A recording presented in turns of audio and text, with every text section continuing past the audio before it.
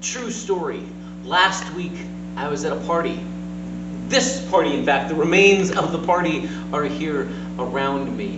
One of the delightful, genuine, extravagant things that sometimes happens when a pastor comes to serve in a new congregation is they have a party, a big welcome. They call it a service of installation to formally say, this new person has come to be our pastor, and there's a big celebration. At least here, I and my family and guests and neighbors from far and near were openly invited. No cost, no catches, no anything. Just come to the celebration. There were balloons, there were banners, there were cookies, there were pies. It was this lovely celebration. And there was nothing you had to do to earn an invitation. In fact, me, the person being called to be the pastor here at that big party, I didn't even have to work at that party. It was just come celebrate with us. They wouldn't even let me wash the dishes afterward. I didn't even have to preach up front. All these things handed to me and to everybody who came as a celebration, as this open-ended, unconditional, wide embrace. Come and celebrate with us. The party is going to happen.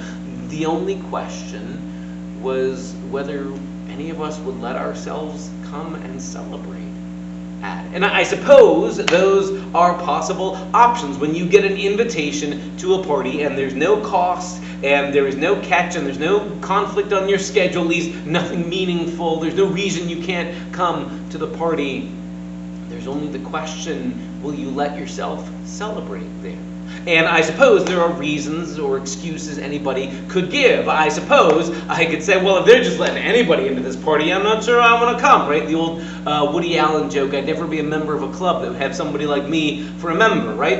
If they're just letting any old riffraff into this party, why am I going? I'm more important than that. I suppose you could offer that excuse. I suppose you could be determined that if you aren't required to do something, earn your way in, it can't be much of a party, or that it's not important enough unless you've had to do something to earn your welcome. I suppose you could be mad that other people are welcome into your party, or you could refuse to believe that there really is a free celebration that everybody is welcome to. But that won't stop the party from happening. That's just it. As I look back to last week at this big party thrown to welcome me and my family, that invited the family, the community, neighbors, anybody and everybody around. You didn't have to be a member of the church. As anybody come to celebrate with us, that party was going to happen no matter what. Cookies were brought, pies were baked, lights were turned on, balloons were filled with the helium. It was going to happen as a celebration, and it was going to happen as a celebration that was open and welcome to all. The only question was whether I or any person might say, I refuse to celebrate at this party because, and we'd give up some terrible, lame excuse, right?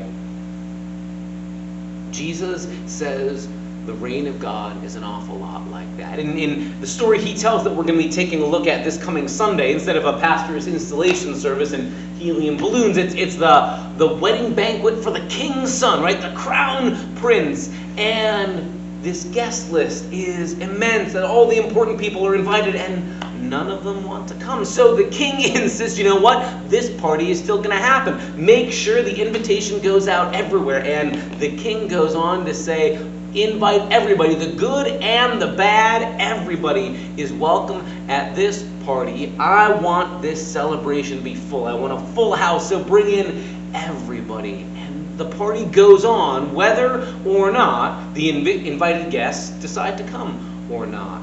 The party, you could say, is unpoopable. And the party is going to go on even if the invited guests originally on the guest list all cross their arms saying, I'm not going to go if you're going to have people like that there, or if they've invented some reason they think is more important to come to the party. Jesus insists. God's grand celebration, what the Bible often uses the imagery of a big, great feast, the wedding feast at the marriage of the Lamb. God's party is going to happen. God's party, God's celebration is going to happen. The only question is whether we will cross our arms and be party poopers, refusing to come, refusing to celebrate, refusing to let ourselves enjoy and eat and drink and celebrate at it, either because we don't think we belong unless we've earned it, or we're mad that those people, the unwelcome people, they're not good enough, or whether we will simply allow the possibility that God has welcomed you and me and everybody to the big grand celebration of God's never-ending resurrection party.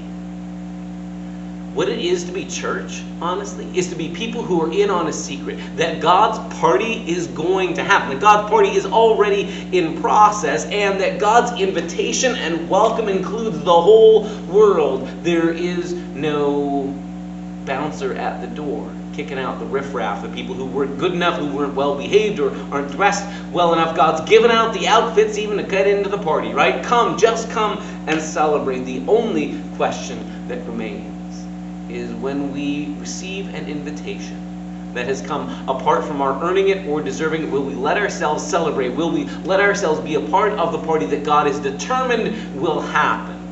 Or whether we will stand outside with our arms crossed, like the older brother in Jesus' prodigal son story, refusing to celebrate at a joyful thing happening where the party is going on inside, over and over and over again. Jesus uses the imagery that God's reign, God's kingdom is like a party with an unexpected guest list of people that nobody would have thought were worthy or deserving or acceptable, except God, the party thrower, has decided to invite and include people apart from whether they've earned it or deserved it or not. That's how God's kind of parties work. God's party will not be thwarted, will not be pooped. There is nothing we can do to stop the party from happening. The only thing we can do is to decide whether we will let ourselves celebrate at God's party or be determined to be arm-crossing, brow-furrowing party poopers who are nevertheless welcome at the party even when we've determined to be party poopers. What we do when we gather is to get little glimpses, we sometimes call it a foretaste of the feast to come, of God's grand and eternal and infinite resurrection party, the marriage feast of the Lamb, to borrow Revelation's imagery for it, and to discover that God is always welcoming the nobodies and the anybodies, and reveling in the fact that the nobodies and the anybodies and the good and the bad are all welcome, because our belonging isn't about our earning our way in, but God's determination, God's insistence, God's relentless insistence that there will be celebration and joy.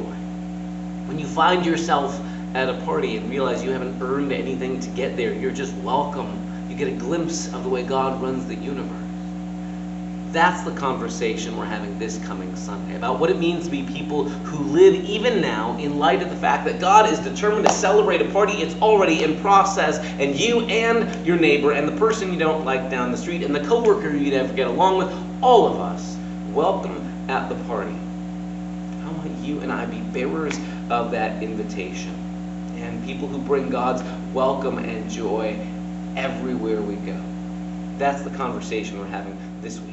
See you Sunday.